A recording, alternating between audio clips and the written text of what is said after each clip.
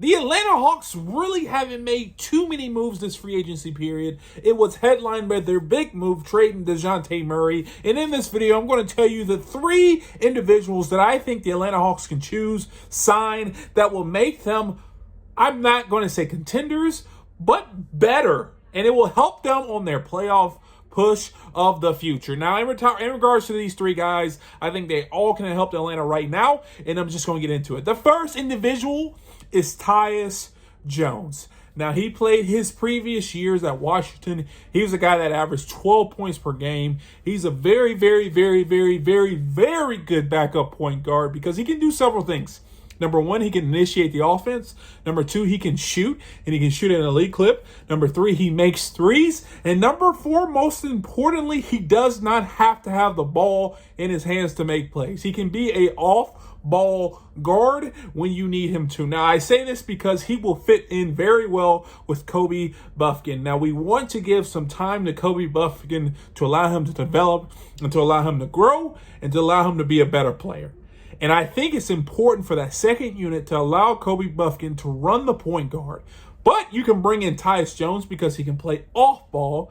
He can come across screens. He can shoot off screens. He can make threes. But if you need Kobe Buffkin to kind of come off ball, you can initiate Tyus Jones to be that person running the offense. He's a really good point guard. He's an underrated defender. And when it comes to getting guys on your team, I think he's underrated as a player. And I'm honestly very, very, very shocked he is not signed with the team right now. And I think that's an A+ acquisition for the Atlanta Hawks if they decide to do so.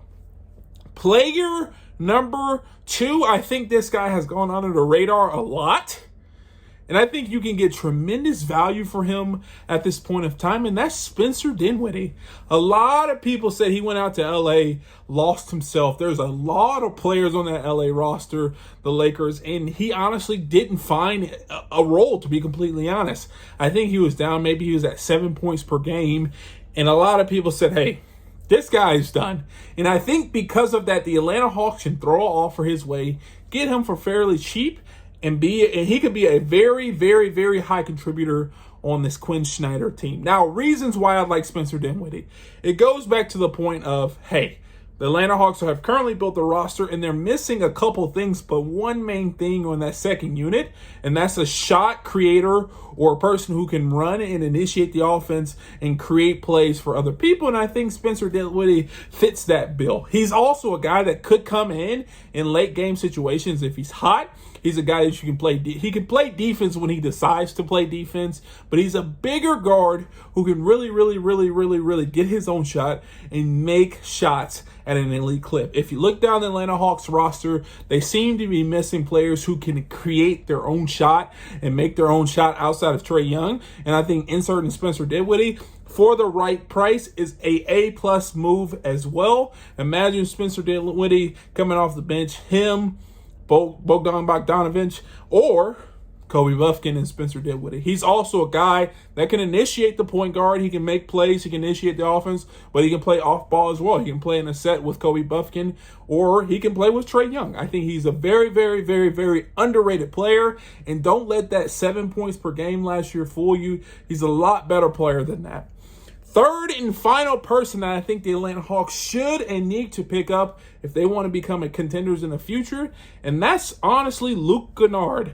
Now, a lot of people said he went out to Memphis and got lost, and I think that may be the case, but Luke Kennard is a guy who still averaged 11 points per game last year. He had a great run with the Clippers. He had a pretty decent run with the Memphis Grizzlies, but I don't think the Memphis Grizzlies is quite built out for his skill set. They want to be a defensive-minded team, high-rise, get-in-your-face kind of team, and I don't think Luke Kennard fits the bill. If anything, he fits well with Quinn Snyder's offense. A shoot-first, tactical style type of offense, and I think he could come in with that second unit and be a sniper. He's a bigger guard who can shoot at an elite clip, and if you need guys to come in off the bench or even start and allow Trae Young to throw over his head into a guy in the corner and hit a three, I trust Luke Kennard can hit that three 9 times out of 10. Now, I think Luke Kennard will probably be one of the more expensive acquisitions of the 3 I just listed, but if you're looking for elite shooters or just shooters in general, like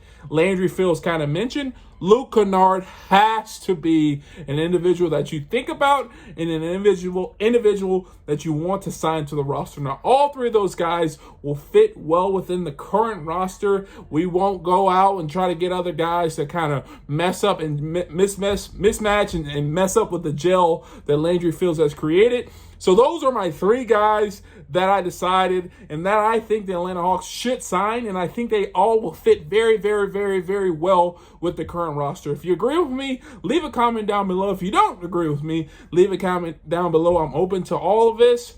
And if you want to see more videos like this, check this one out right here. And please do me a favor, hit the thumbs up, subscribe, and turn on the post notifications. We are on the journey to 5,000 subscribers, and we're on that way. And like always, peace.